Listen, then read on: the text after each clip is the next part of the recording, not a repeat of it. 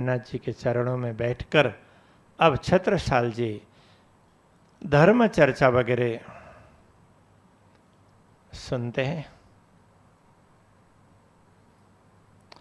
तो एक बार छत्रसाल जी ने पूछा, प्रभु तो ये सृष्टि किस प्रकार से होती है? तो इसका रहस्य आपने पहले थोड़ा सा तो समझाया था, तो उसको जरा विस्तार पूर्वक समझा देंगे तो हमारे साथ साथ में और भी अनेक लोगों को लाभ मिलेगा। तो कहते हैं श्री प्राणनाथ जी ने उस समय पूरा विराट सृष्टि विज्ञान, तो सृष्टि का रहस्य, सृष्टि विज्ञान, विज्ञान का तात्पर्य होता है विशेष प्रकार का ज्ञान। तो हम लोग आजकल विज्ञान को अलग तरीके से समझ लेते हैं, तो उसको टेक्नोलॉजी के साथ में जोड़ते हैं। तो विज्ञान अलग होता है और टेक्नोलॉजी अलग होती है। विज्ञान है वो ज्ञान है, तो ज्ञान के माध्यम से जो भौतिक विशेष ज्ञान होगा उससे ये अलग अलग प्रकार की टेक्नोलॉजी का विकास होता है। तो किसी ने भी चिंतन किया क्या हो सकता है क्या नहीं, तो उन्होंने फिर प्रयोग किया।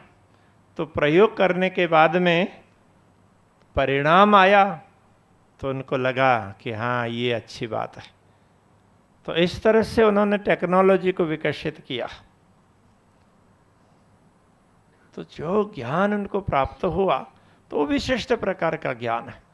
तो ये भौतिक जगत का इस प्रकार का जो विशिष्ट ज्ञान है, तो इसको भी विज्ञान कहते हैं। ये कौन सा विज्ञान है?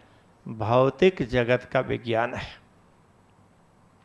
इसको अंग्रेजी में मटेरियल साइंस कहा है।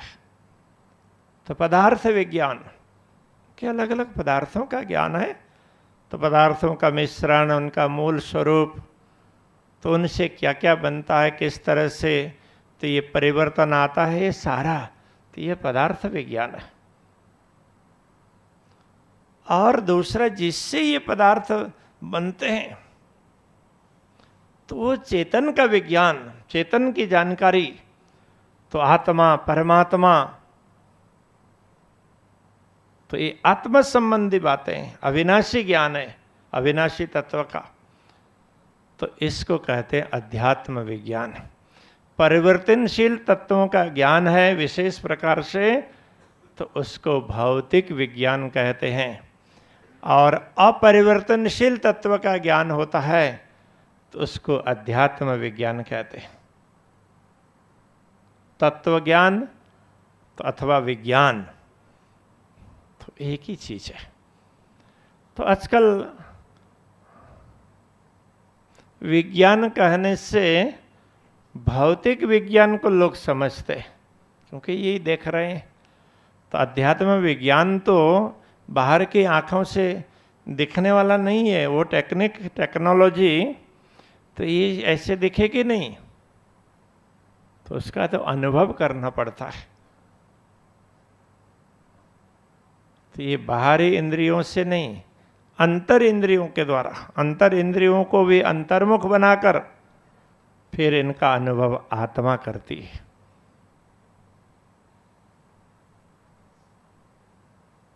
तो श्री प्राणनाथ जी ने तो ये सृष्टि विज्ञान, तो सृष्टि कैसे बनती है इसका रहस्य समझाया। तो कहते हैं छत्रसाल, तुम ये पृथ्वी को देख रहे हो कितनी फैली हुई है।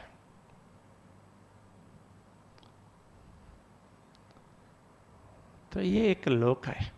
तो ये पृथ्वी जो देख रहे हैं ये तो इसका एक अंश ही तो है, क्योंकि पूरी पृथ्वी गिनेंगे तो कितने द्वीप हैं? तो 7 द्वीप है। सप्त द्वीपा वसुमती। तो उनमें से एक द्वीप जम्बू द्वीप, तो उसके कितने खंड? 9 खंड। तो ये अलग अलग खंड हैं। तो उनमें से हम लोग कौन से खंड में है? तो भरत खंड में।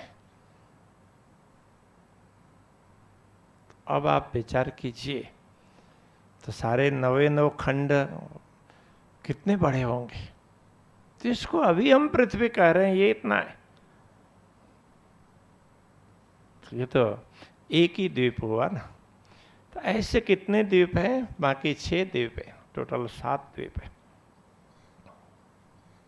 तो इन खंडों में, 9 खंडों में कितने अलग अलग प्रकार के खंड है। जैसे लक्ष्मी जी तपस्या करने आई थी, तो वो कौन से खंड में? केतुमाल खंड में। जो 9 खंड है ना, तो उनमें से एक खंड केतुमाल भी है, जैसे भरत खंड है। तो ऐसे ये 9 खंड हैं। अब ये खंड क्या है? तो समय बीतता जाता है, तो कोई छोटे कोई बड़े, तो ऐसे, तो ये तो एक ही भूखंड के अलग अलग खंड हुए हैं ना। तो इस प्रकार से तब इनको ऐसा ही है जो शास्त्रों में वर्णन किया है। तो उस वर्णन में और अभी थोड़ा सा फर्क दिखता है। तो फर्क पड़ता है। देखिए, तो श्री प्राणनाथ जी जब यात्रा कर रहे थे, तो उस समय की परिस्थिति और अभी में भी फर्क है। तो उस समय कितनी जगह समुद्र में, समुद्र से पानी से ढकी हुई थी, तो अभी तो समुद्र काफी दूर चला गया है। तो आप खंबात को देखने जाइए, तो उस समय वो बड़ा पोर्ट होता था।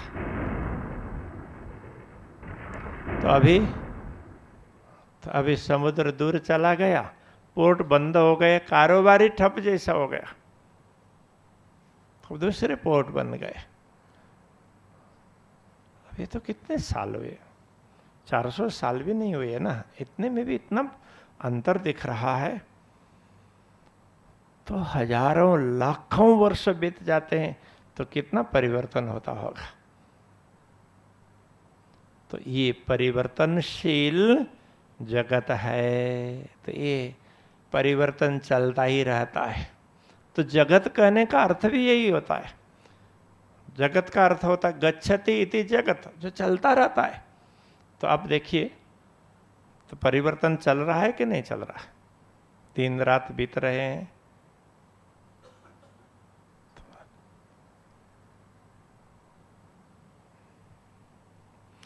संसार, तो नाम भी कैसे संसार कहते हैं। तो संसार का अर्थ भी ये, संसरति इति संसार।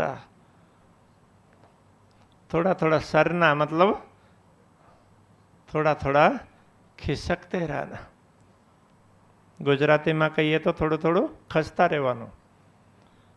થોડું ખસે તો સરે છે, ખસવાનું એ। તમે અહીં बैठा बैठा થાકી જાઓ તો આમ તેમ થોડું કરો તો થોડું થોડું ખસો ને। પણ અહીંથી ખસીને ત્યાં દરવાજા સુધી થોડાય પહોંચો, પણ થોડું થોડું તો હલો જ। અને જો બાળકો હોય તો અહીં बैठा बैठा થોડું થોડું થોડું કરતા કરતા थोड़ा दूर पहुंच ही जाए। तो इस प्रकार ये थोड़ा थोड़ा थोड़ा चलता रहता है, परिवर्तन दिखता रहता है। तो इसके लिए इसको संसार कहा, जगत कहा। तो ये जन्म लेते हैं, मरते हैं। तो जन्म लेने में तो सबको खुशी होती है, मरने में किसी को खुशी नहीं होती है। फिर भी मरना तो अनिवार्य है। तो यहाँ जितने भी प्राणी हैं तो सब मरण धर्मा है, इसलिए इसको मर्त्यलोक, मृत्युलोक तो ऐसा भी कहा। तो ये अलग अलग नाम है ना, विशेषताओं को लेकर के कहे। तो प्राणनाथ जी कहते हैं इस पूरी पृथ्वी गिनेंगे तो 7 द्वीप, तो ये एक लोक होता है, इसको भूलोक कहा है।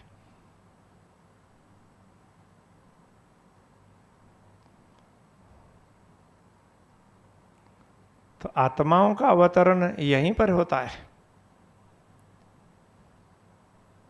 तो जब आत्माएं आती है तो आत्माओं के लिए शरीर बना देते, तो ये शरीर यहीं पर बनाते। तो ये शरीर कितने प्रकार के, तो हम तो 84 लाख योनियां कहते हैं ना, लेकिन वास्तव में शरीर के तो 4 ही प्रकार हैं। तो कुछ जरायुज, तो जरायु कहते हैं जैसे बालक गर्भ में होता है तो एक सफेद सफेद तो झिल्ली एक आवरण से ढका हुआ होता है कि नहीं, तो उसको जरायु कहते हैं। तो मनुष्य का बालक हो, पशु का हो, तो इसी तरह से ये ढका हुआ होता है।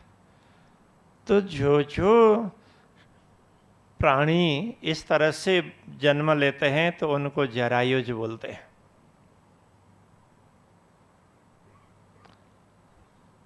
तो आपने किसी को देखा होगा कुछ अंडे में से निकल रहे हैं, तो उसको अंडज बोलते हैं। अंडज से जन्मे हैं इसलिए अंडज। तो ये पक्षी वगैरह, तो सांप भी अंडज होता है।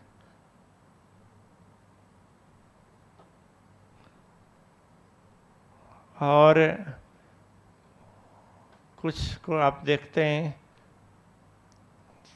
तो कभी कभी सिर ढंग से नहीं धोए कई दिनों तक, ठंडी के दिनों में तो सिर में क्या निकल आते हैं, तो सफ़ेद सफ़ेद, और उसके बाद में फिर थोड़े काले काले, हाँ, तो जू निकल आते हैं ना।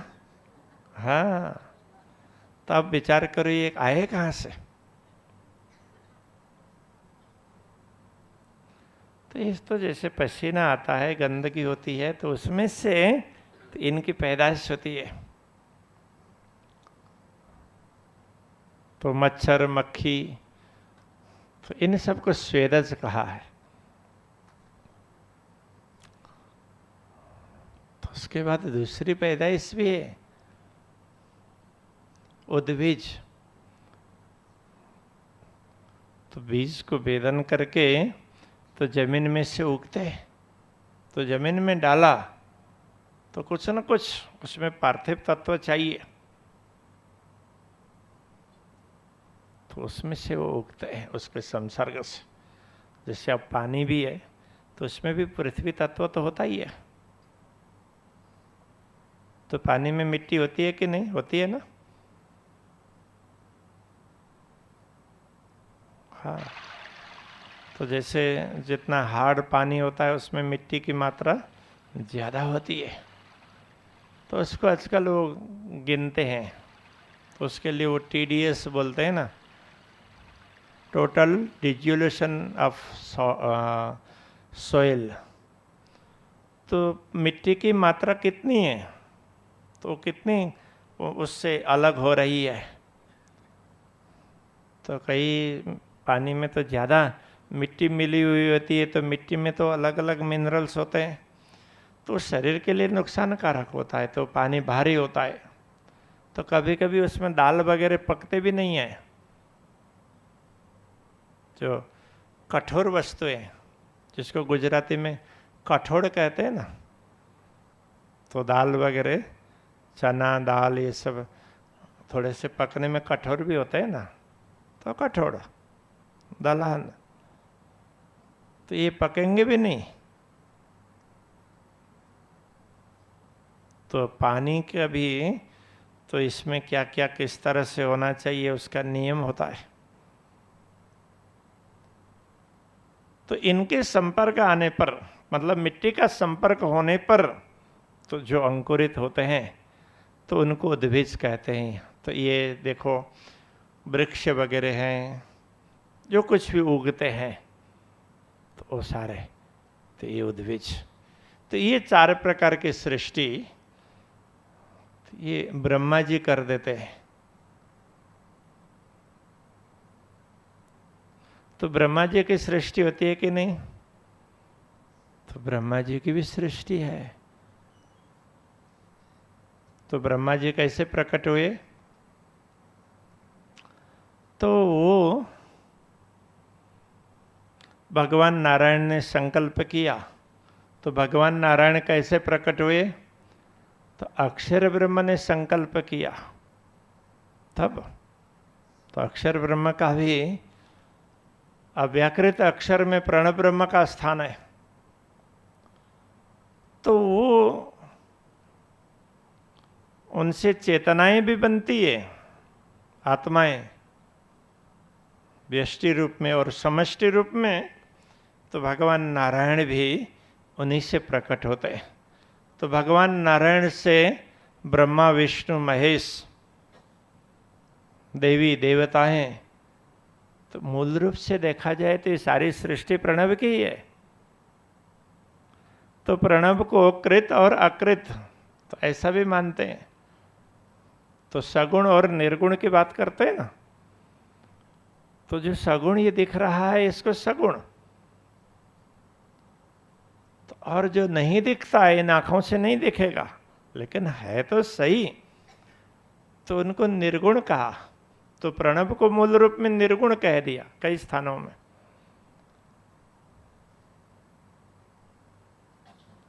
तो ये सृष्टि है, तो इसको शास्त्रों में महद सृष्टि कहा है। तो उसके बाद में दूसरी सृष्टि भी होती है, तो वो मानसी सृष्टि। जैसे सनकादिक किसके बेटे हैं? तो ब्रह्मा जी के, किंतु उन्होंने मान लिया तो ये हमारे बेटे हैं। नारद जी तो वो भी ब्रह्मा जी के बेटे बने, तो उसका मतलब क्या हुआ? तो उनको ब्रह्मा जी ने बेटों के रूप में स्वीकार किया। तो इस प्रकार के सृष्टि को मानसी सृष्टि कहते हैं। तो गुरु शिष्य का भी ऐसा ही होता है। तो शिष्य गुरु का तो बेटे से भी बढ़कर होता है। तो अब ये कौन सी सृष्टि हुई, कितना बड़ा संबंध होता है। तो पिता पुत्र से बढ़कर संबंध होता है गुरु शिष्य का। तो कौन से बंधन से? तो मन से। तो मन से एक्सेप्ट किया है, माना है, तो मानसी सृष्टि। और फिर मैथुनी सृष्टि। तो ये पति पत्नी मेल और फीमेल मिलने के बाद तो जो रचना होती है तो मैथुनी सृष्टि। तो इस प्रकार की ये सृष्टि है। तो शास्त्रों ने ऐसे समझाया।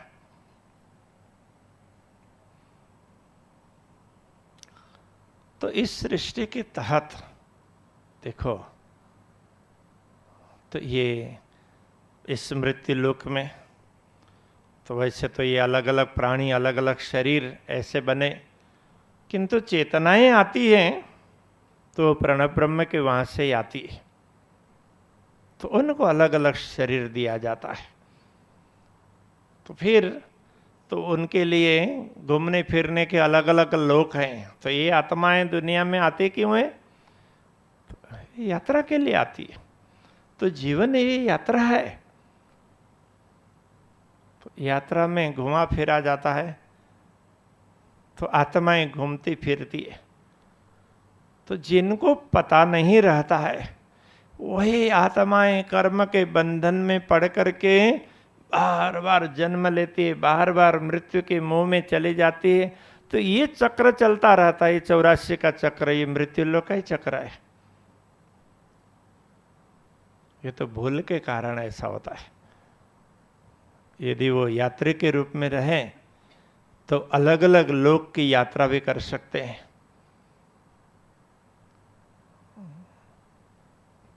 तो यही आत्माएं दृष्टा बनकर रहती है। तो फिर उनको यात्रा, उनकी यात्रा पूरी हो जाती है। जब दृष्टा बन करके रहने लगे, जिनको स्वयं का पता चला, तो उनकी यात्रा पूरी हो जाती है। तो वो लौट करके कहाँ जाएंगे? तो अपने घर। तो उनका घर कहाँ है? तो परम धाम। तो परम धाम में उनका रहने का स्थान है। वो अक्षर ब्रह्म के क्षेत्र में, तो अव्याकृत अक्षर के वहाँ। तो ये अलग अलग स्थान है, ऐसी आत्माएं वहां लौटती है। तो जो आत्माएं किसी विशेष प्रसंग में आती है तो वो ब्रह्म आत्माएं, तो विशेष प्रसंग में आई तो दुनिया में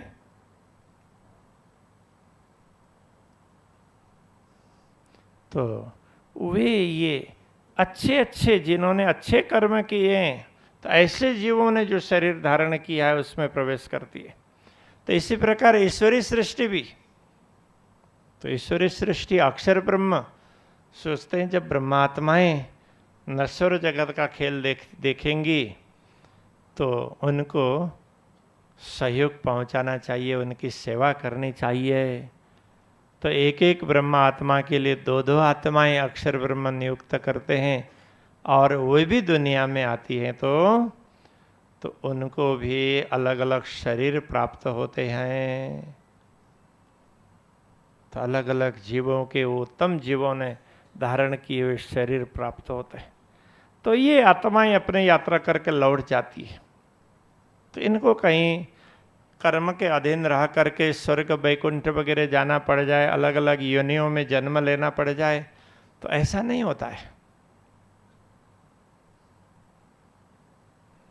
क्योंकि कर्म इनका कर्म के बंधन इनको शिथिल बांध नहीं पाएंगे।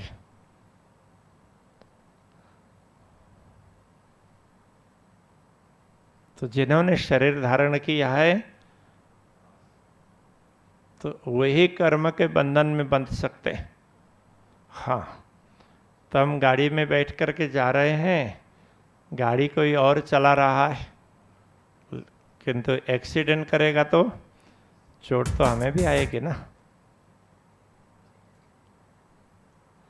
कहीं ट्रैफिक रूल्स उनको वायलेट करेगा तो ट्रैफिक पुलिस खड़ी करेंगे, तो वहाँ जो भी समय लगेगा उतने देर तक बैठे रहना पड़ेगा। ठीक है, तो लाइसेंस जब्त करेंगे तो ड्राइवर का करेंगे, चालान करेंगे तो ड्राइवर का करेंगे, सब करेंगे, लेकिन परेशानी तो सवारी जो बैठी है उसको भी होना पड़ता है। इसलिए जो आत्माएं ऐसी होती हैं तो वो गाड़ी में बैठने के लिए आई हैं, तो वो क्या करती है, तो सबको सीधा रास्ता बताएंगे, देखो ऐसे करना, ये करना, वो करना, तो ताकि उनको ये प्रकृति के नियम वगैरह अथवा कर्म के बंधनों में रहना ना पड़े, उसमें से छुटकारा प्राप्त हो, और फिर वो भी अपने घर को लौटेगी। तो ये घर को लौटते हैं उसको बोलते हैं मुक्ति। तो अपने अपने घर में लौट जाएं, तो माया को छोड़ करके, माया के बंधन से मुक्त हो करके, तो उसको कहते हैं मुक्ति। तो मुक्ति कैसे प्राप्त होगी, तो कहते हैं भक्ति करेंगे तो मुक्ति प्राप्त होगी। तो भक्ति के विषय में फिर अपने सुनेंगे। तो ये सृष्टि ऐसे बनती है। तो इस सृष्टि को देखने वाले, चलाने वाले, तो वो भी है तो सृष्टि ही। तो वो सब महद सृष्टि विशेष प्रकार की है ना। तो ये देवी देवताएं वगैरह ये सब महद सृष्टि है। ब्रह्मा विष्णु महेश भगवान नारायण ये सब। तो अब इनका स्थान, तो ये अलग अलग स्थान इनके बताए। जैसे देवी देवताओं के लिए 3 लोक है, भूलोक, भूअरलोक और स्वर्गलोक। फिर उसमें भी अलग अलग, ये तो मुख्य देवी देवताओं के लिए, बाकी तो अलग अलग लोक में तो कहीं ना कहीं कोई ना कोई तो है ही। पाताल वगैरह लोक में भी तो वैसे हाटकेश्वर महादेव कौन से लोक में रहते हैं?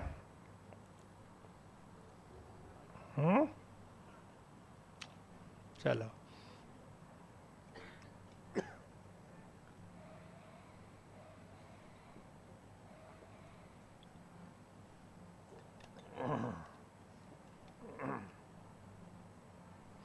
तो अब ये महादेव भगवान शंकर ही हुए ना, तो भगवान शंकर की भी तो अलग अलग शक्तियां होती है, अलग अलग अवतार होते हैं। तो ऐसे होता है।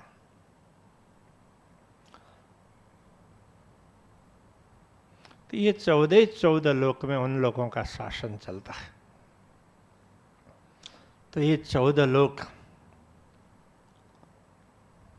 7 प्रकार के पाताल, 8वां मृत्यु लोक, और बाकी भुवरलोक, स्वर्गलोक वगैरह ऐसे सतलोक पर्यंत 14 लोक। तो इन 14 लोक को 8 प्रकार के आवरणों ने घेर रखा है। इन आवरणों को प्रकृति कहा है। तो ये आखिर सारी सृष्टि प्रकृति की तो है। तो ये 8 प्रकार के आवरण,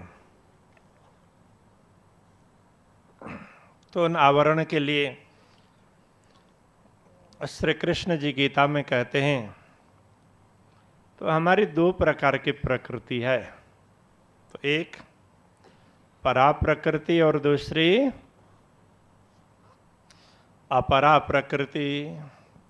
तो परा का मतलब श्रेष्ठ और अपरा का मतलब कनिष्ठ।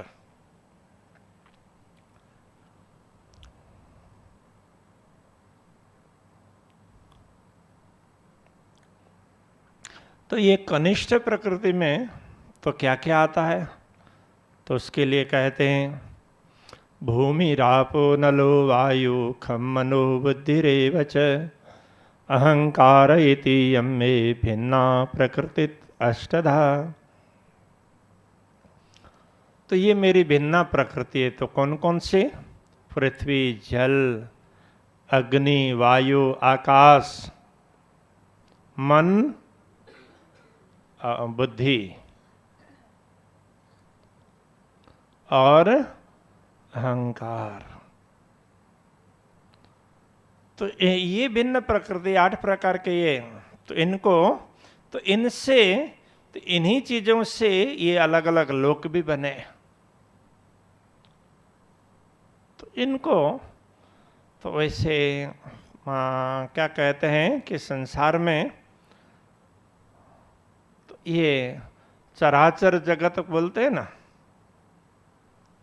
तो जड़ चेतन, तो ये जड़ जैसे, तो इनमें भी थोड़ी थोड़ी चेतनता है, लेकिन तो ये नहीं बता है। तो इनकी जो दूसरी चेतन सृष्टि है, तो उसको कहते हैं ये परा प्रकृति है। जब अचेतन प्रकृति के लिए कहा अपरा इयम अपरेयम इतस्तु अन्याम प्रकृतिम विद्धि में पराम। इससे भिन्न जो दूसरी प्रकृति वो मेरी परा प्रकृति है। तो उसके लिए व्याख्या करते हैं जीव रूपा महाबाहो येदम धार्यते जगत। जो जो चेतन प्रकृति है ना, ये मेरी अपरा प्रकृति है। तो इसमें सारी चेतनाएं, तो कौन कौन सी चेतनाएं? तो ये देवी देवता, ये सारे, ये अपरा प्रकृति है।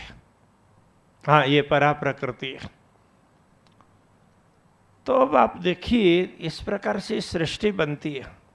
तो अक्षर ब्रह्म संकल्प करते हैं, तो उस संकल्प से मोह प्रकट होता है, फिर 5 तत्व और 3 गुण। तो ये सारी प्रक्रिया काफी विस्तृत प्रक्रिया है। तो कभी आप लोग सुनते सुनते थक जाएंगे, तो थोड़े से संक्षेप में बताएं। तो ऐसे ये सृष्टि है। तो छत्रसाल जी पूछने लगे, तो जैसे ये बनती है तो मिटती भी तो है। तो प्राणनाथ जी कहते हैं कि हाँ मिटती है ना, तो उसको लय बोलते हैं। तो उसी को प्रलय कहा है। देखो, तो रोज भी तो कुछ न कुछ परिवर्तन होता है ना। तो रोज बनता भी है और मिटता भी है, जन्म भी लेते हैं और मरण भी प्राप्त करते हैं।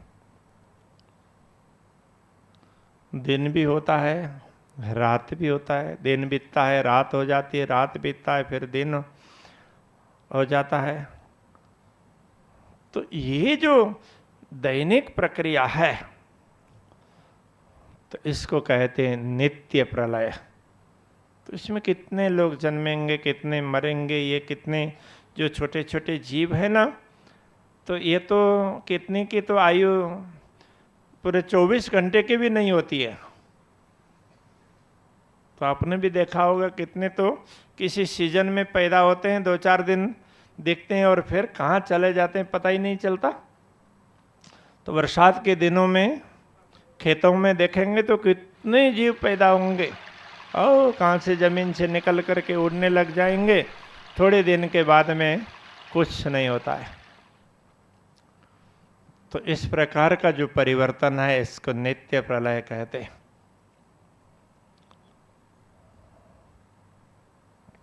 तो दूसरा प्रलय होता है नैमित्तिक, किसी निमित्त को लेकर के। तो कहते हैं नैमित्तिक प्रलय कब होता है? तो जो ब्रह्मा जी सृष्टि करते हैं ना, तो किसकी, तो ये शरीर वगैरह, ये जरायुज उद्बीज, जरायुज अंडज उद्बीज और स्वेदज, ये 4 प्रकार के शरीर हैं। तो इनकी सृष्टि ब्रह्मा जी करते हैं। तो स्वर्गलोक पर्यंत, पाताल से लेकर के स्वर्गलोक पर्यंत 10 लोक, और ये सारी तो इस प्रकार के शरीरधारी इन सब का एक बार में वो लय कर देते हैं, उसको कहते हैं नैमित्तिक प्रलय। तो वो कब होता है? तो जैसे तो ब्रह्मा जी का एक दिन पूरा होता है ना, फिर तो इन सब को लय करके वो आराम करते हैं, और फिर दूसरे दिन उठ जाते हैं तो फिर दोबारा सृष्टि कर देते हैं। तो ब्रह्मा जी के दिन में ये सृष्टि होती है और रात में लय हो जाता है। तो ये मात्र 10 लोक पर्यंत। हाँ,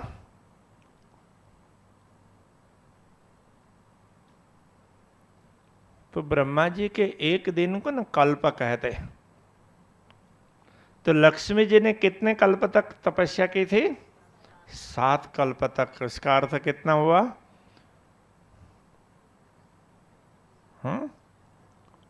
आप विचार करो तो ब्रह्मा जी के 7 दिन न कितनी बार, 7 बार। आप ये विचार करो तो ये कल्प, तो इनकी गणना कैसे बताई है? तो कहते हैं जैसे ये 4 युग है ना, तो ये 4 युग एक बार इनका साइकिल, इनकी साइकिल पूरी होती है तो उनको चतुर्युगी बोलते हैं।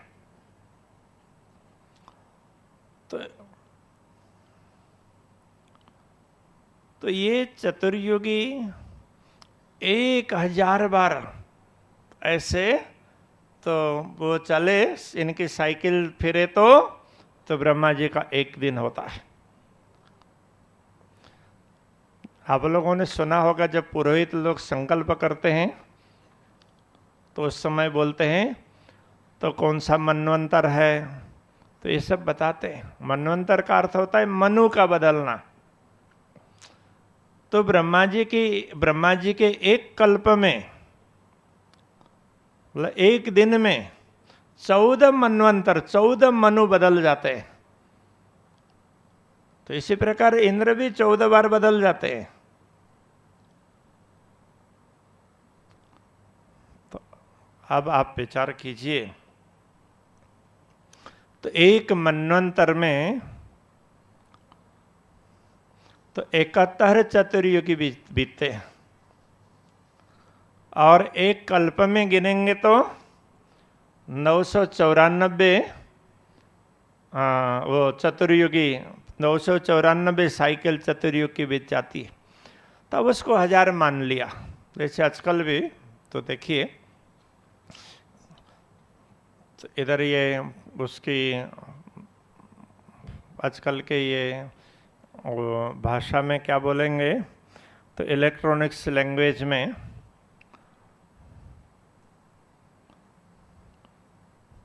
तो 1000 बाइट्स होंगे तो उनको तो 1 किलो बाइट्स बोलेंगे, ठीक है ना। और उसके बाद में जब मेगाबाइट्स आता है, फिर गीगाबाइट्स आता है, तो उसमें हजार हजार मल्टीप्लाई होगा, लेकिन थोड़ा सा फर्क तो इसमें भी होता है। तो कहते हैं कि 1 गीगाबाइट्स में कितने मेगाबाइट्स होते हैं? 1024।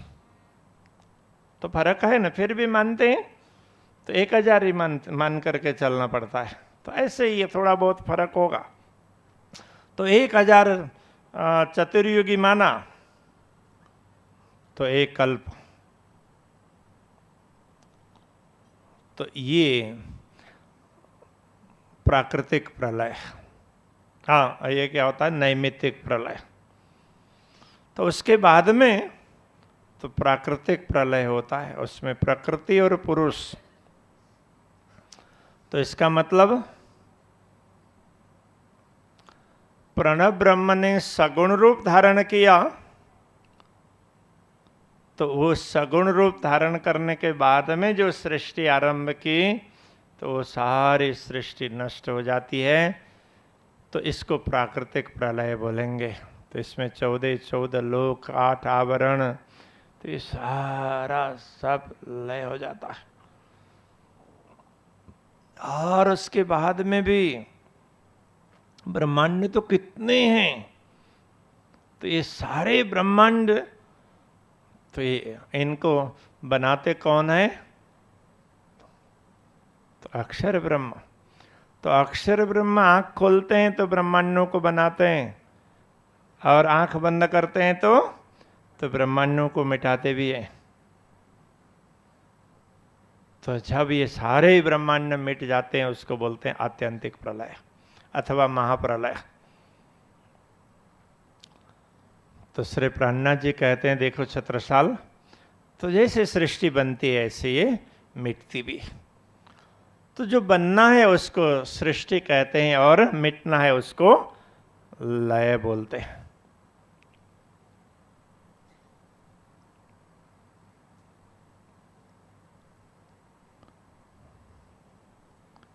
तो फिर छत्रसाल पूछते हैं, तो ये अक्षर ब्रह्म तो सृष्टियों को बनाते क्यों है? तो श्री प्राणनाथ जी कहते हैं, देखो, तो पूर्ण ब्रह्म परमात्मा के अंश है अक्षर ब्रह्म। तो इनके भी अलग अलग विभाग हैं। तो अक्षर ब्रह्म की 2 प्रकार की वृत्ति है। एक विलास की वृत्ति, आनंद का अनुभव करते हैं। दूसरी खेल की वृत्ति है, तो जिसके द्वारा वो सृष्टि करते हैं। तो उन्होंने संकल्प किया तो मोह को प्रकट कर लिया। तो अक्षर के भी तो ये अलग अलग विभाग हैं। तो उनमें से अव्याकृत अक्षर से तो ये सारा कार्य होता है, सारी सृष्टि होती है। तो वेदों में भी ऐसा ही कहा है। तो चतुष्पाद विभूति में कहते हैं, त्रिपादूर्ध मुदयित पुरुषः पादौ स्येहा भवत पुनः। तो 3 पाद हैं, वो तो दिव्य हैं। तो चतुर्थ पाद से ब्रह्मांड बनते रहते हैं। तो ये अक्षर भी तो ये तो कार्य ब्रह्म है। तो ये भी पूर्ण ब्रह्म परमात्मा के दर्शन करते हैं। तो अक्षरातीत पूर्ण ब्रह्म परमात्मा है, उनको ही एकम सत एकमेव अद्वितीयम कहा है। वो सबके राजा है, सबके मूल में, सबके केंद्र में। तो उनको श्री कृष्ण कहा, सबके राजा है, तो इसलिए उनको श्रीराज कहा है। तो पूर्ण ब्रह्म परमात्मा अपने दिव्य धाम में अनंत लीलाएं करते हैं। तो अपने ब्रह्मात्माओं को इन लीलाओं का अनुभव करवाते हैं। जब वे उन आत्माओं को माया दिखाते हैं, तो माया में भी उन्होंने 3 प्रकार की लीलाएं की है। तो पहली लीला है ब्रजमंडल में, तो वो ब्रज की लीला। दूसरी लीला है वो रास मंडल में की है, वो रास की लीला है। तीसरी लीला है जागनी लीला। तो ब्रज के सुख अलग थे, रास के सुख अलग थे। जागनी के जागते सुख, तो जागृत होकर के देखेंगे तो ये अलग प्रकार के सुख प्राप्त होंगे। तो हमें जागृत होकर के ये सब देखना है, तो इसके लिए तारतम्य ज्ञान आया है। तो तारतम्य ज्ञान के द्वारा जागृत होंगे तो ये हमारी यात्रा बिल्कुल अच्छी हो जाएगी। क्या करना है, कैसे करना है, ये सब समझ में आ जाएगी। तो इसी यात्रा के अवसर पर यदि परमधाम का भी अनुभव करना हो, परमधाम को भी देखते चलना हो, तो उसके लिए प्रेम लक्षणा भक्ति है। तो तारतम्य ज्ञान और प्रेम लक्षणा भक्ति तो हमारी यात्रा को आनंदमय बनाने के लिए, दिव्य बनाने के लिए, और इस माया की यात्रा में भी परमधाम का अनुभव करवाने के लिए है। तो इसको ही कहा है, इतहीं बैठे घर जागे धाम, पूर्ण मनोरथ हुए सब काम।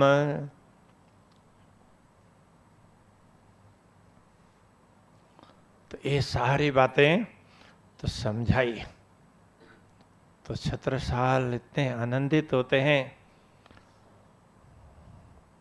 तो नित्य श्री प्राणनाथ जी की सेवा अलग अलग प्रकार की होती है। तो बेतक तो पूरी हो गई। तो लालदास जी ने जो कुछ भी समझाया तो वो बेतक पूरी होती है। तो लालदास जी से आगे ना तो फिर अष्टप्रहर की सेवाएं बताते।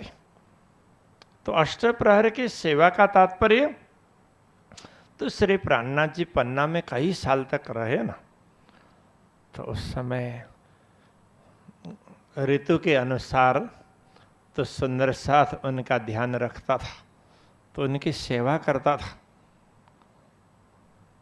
प्रातः उठने से लेकर के, उठने से पहले से ही तो सेवा में पहुंच जाते थे, और दिन भर और रात को भी सबकी अलग अलग सेवाएं होती थी, अलग अलग दायित्व होता था, अलग अलग ड्यूटियां होती थी। तो इन ड्यूटियों को, इन सेवाओं को अष्टप्रहर की सेवा कहा है। तो लालदास जी ने तो ये बता दिया, पहले प्रहर में इस प्रकार से होता था, दूसरे प्रहर में ऐसे, तीसरे प्रहर में, चौथे प्रहर में, पांचवें प्रहर में, छठे प्रहर में, सातवें प्रहर में, आठवें प्रहर में। तो आठवां प्रहर होता है तो सुबह उठने का समय हो जाता है। तो पांचवां प्रहर बीत जाता है तो फिर सोने का समय होता है। फिर भी कई आत्माएं हैं ऐसे मिलजुल करके आठ प्रहर में अलग अलग प्रकार के सेवाएं और अलग अलग दायित्व का निर्वहन करती थी। अलग अलग समय में, अलग अलग प्रकार से, अलग अलग दिनों में। तो यहाँ पर सबको मिला के जुला करके सामूहिक रूप में वर्णन कर दिया। तो उसको हम लोग कल थोड़े से इस संदर्भ में तो अपने थोड़ी चर्चा करेंगे, अष्टप्रहर की सेवा के संदर्भ में। तो ये सेवाएं होती थी, तो साथ साथ में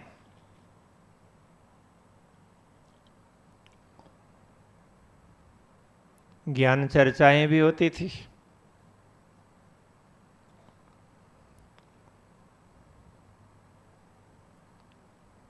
पूजा पाठ वगैरह भी होते थे, वाणी गायन भी होता था, परमधाम का चिंतन भी होता था।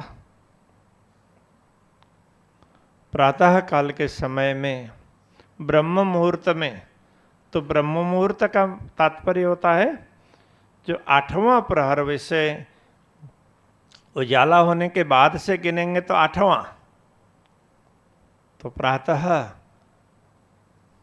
3 से 6 का समय, तो ये ब्रह्म मुहूर्त होता है ध्यान चिंतन के लिए, स्मरण के लिए।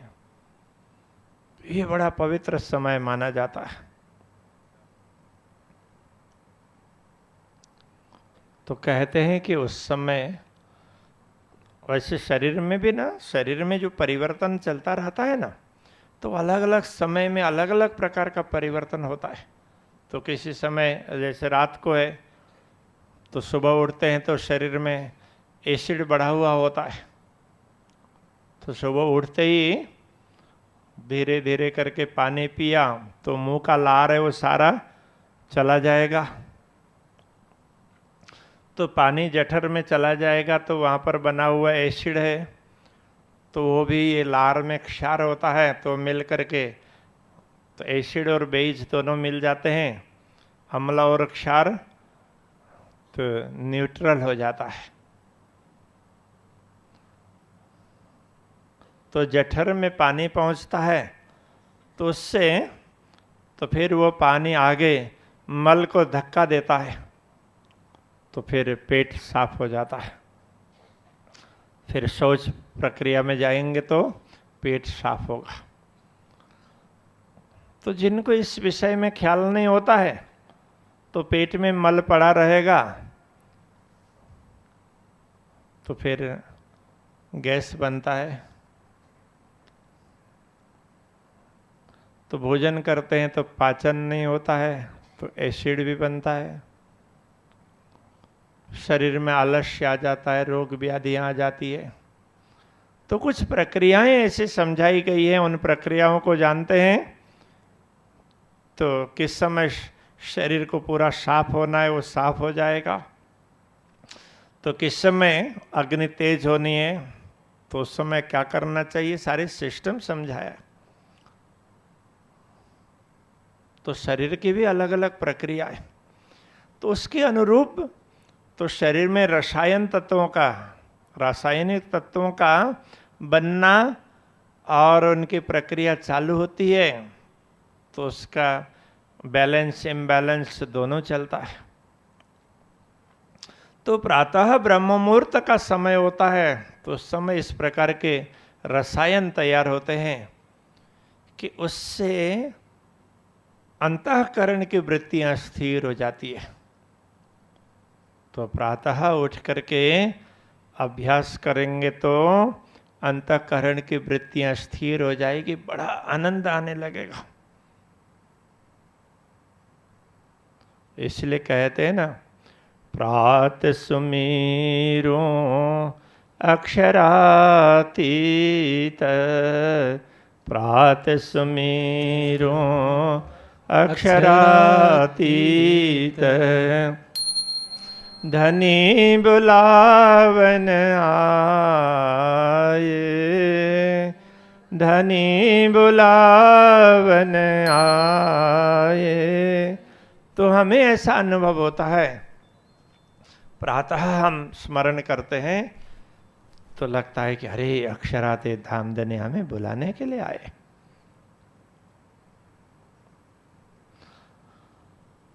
श्री कृष्ण प्रणामी धर्म में अष्टप्रहर की सेवा पूजा समझाई है। तो वो किस प्रकार से समझाई है, तो वो परम धाम की अष्टप्रहर की लीला का स्मरण करवाने के लिए। इसलिए सायंकाल में भी ध्यान चिंतन करते हैं। तो सायंकाल में 4:30 बजे के बाद 6 बजे तक तो ये ध्यान चिंतन का समय होता है, करें तो।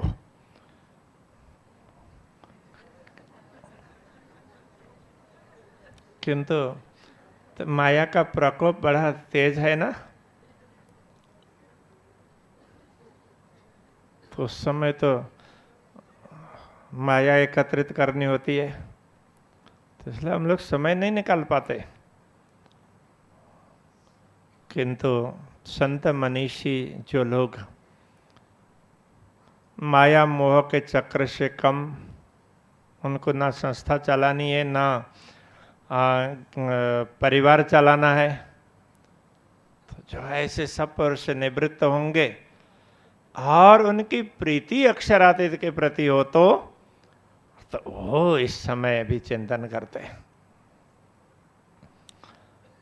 तो अक्षरातीत के प्रति प्रीति भी होनी चाहिए, तभी चिंतन होगा। प्रीति नहीं होगी तो चिंतन नहीं होगा।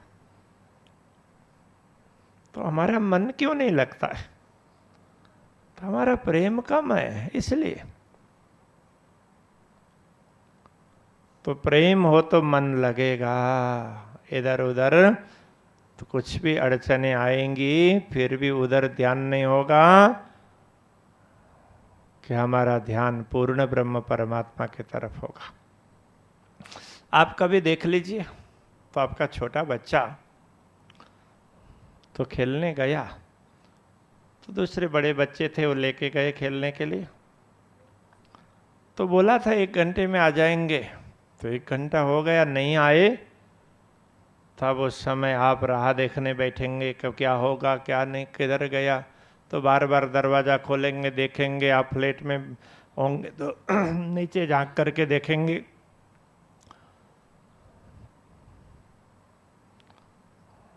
और बंगले वगैरह में होंगे, रो हाउस वगैरह में होंगे, तो उसमें बाहर निकल करके गलियों में देखने लग जाएंगे, इधर उधर दृष्टि दौड़ाएंगे। जब आपको बच्चे का ध्यान लग गए, बच्चे का लौ लगी है कब आएगा कब आएगा, तो उस समय कोई पड़ोसन कुछ बात कर रही होगी तो भी आपका ध्यान पड़ोसन के तरफ नहीं होगा, टीवी के तरफ भी नहीं होगा। तो बच्चे के साथ स्नेह हो, प्रेम हो, तो बच्चे की तरफ ही ध्यान होगा। राह देखते रहेंगे तो कब आएगा कब आएगा। तो उस समय दूसरी वस्तुएं जैसे ही ख्याल ध्यान में नहीं रहती है, किसी ने कुछ बोला, कुछ ऊंची आवाज़ आई नहीं आई, तो कुछ ख्याल नहीं होता है, एक ही ध्यान रहता है कि हमारा बच्चा कब आएगा। तो जब लोक व्यवहार में ऐसा होता है, तो बच्चे के साथ प्रेम हो तो ये होगा। तो प्रेम नहीं है, मात्र औपचारिकता का निर्वहन करते होंगे तो ठीक है, आ जाएगा, कोई बात नहीं। तो तब तो टीवी भी चालू रहेगी, तो पड़ोसियों के साथ में बातचीत भी चालू रहेगी, सब कुछ होगा। तो इधर चालू होते हुए भी ध्यान तो बच्चे में ही रहेगा। तो बाकी तो जब बच्चे से प्रेम नहीं होगा तो ध्यान बच्चे के और नहीं होगा, दूसरे तरफ होगा। तो ऐसे ही अक्षरातीत के साथ प्रेम होता है, तो वो प्रेम प्रकट हुआ तो उसको दुनिया नहीवत लगती है। उत्पन्न प्रेम पार ब्रह्म संग, वाको सुपन होए गयो संसार। जिसके हृदय से प्रेम प्रकट हुआ, वो भी पूर्ण ब्रह्म परमात्मा के लिए, तो उसके लिए दुनिया स्वप्नवत लगने लग जाएगी। तो ये अक्षरातीत पूर्ण ब्रह्म परमात्मा है, तो हमारे मूल में, तो उनके साथ हमारा संबंध है। तो उनका चिंतन हमें अष्ट प्रहर और 64 घड़ियां, एक एक प्रहर में 8-8 घड़ियां मानिए, तो इस तरह से 64 घड़ी बीत जाती, 8 प्रहर बीत जाते हैं, तो उसको अभी के भाषा में कहेंगे तो 24 घंटे, 24 कलाक पूरा થઈ गया। तो बीजो दिवस, तो पहले के समय पर अहोरात्र, रात दिन बीत जाते हैं, तो 64 घड़ी बीत जाती थी। तो ये और गिनने में अलग तरीके से गिनते थे बस। वैसे तो अभी जो हम गिन रहे हैं, उससे पहले की जो गिनती थी ना, वो ज़्यादा अच्छी थी। उसमें तो उसकी इकाई, यूनिट तो बिल्कुल माइक्रो लेवल पर है। तो अभी उतने माइक्रो लेवल पर जाने के लिए तो अब सेकंड के बाद में कुछ मिलेगा तो नहीं मिलता है ना। तो पहले तो निमेष, घड़ी, पल, तो ये सेकंड से भी सूक्ष्म यूनिट उनकी गिनती होती थी। और परार्ध तक, तो परार्ध का अर्थ होता है तो कल्प, ब्रह्मा जी का दिन।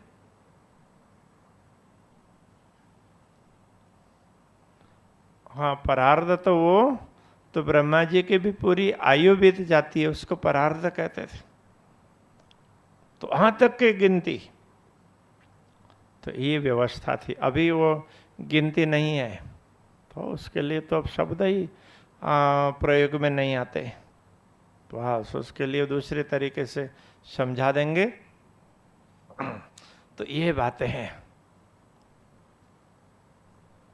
तो अष्टप्रहर और 64 घड़ियां, ये इसका अर्थ हुआ पूरा दिन रात। तो कहते हैं यदि हमारा प्रेम पूर्ण ब्रह्म परमात्मा के साथ हो तो हमेशा उनका स्मरण रहेगा। अष्टप्रहर और 64 घड़ियां निस दिन राज राज राज कहिए। तो ऐसा करेंगे तो क्या होगा? सदा आनंद मंगल में रहिए। तो हम हमेशा आनंद मंगल में रहेंगे। तो छत्रसाल जी तो आनंद मंगल में रहे ही। तो ये बातें सुन करके हम लोग भी आनंद मंगल में रह सकते हैं। तो आज हम इतने में आनंद मंगल में रहे हैं, ठीक है ना। तो बाकी फिर कल कुछ और सुनेंगे। तब हम कोशिश करें कि सदा आनंद मंगल में रहिए, सदा आनंद मंगल में रहिए। श्री कृष्ण कन्हैया लाल की, श्री निजानंद स्वामी की, श्री प्राणनाथ प्यारे की।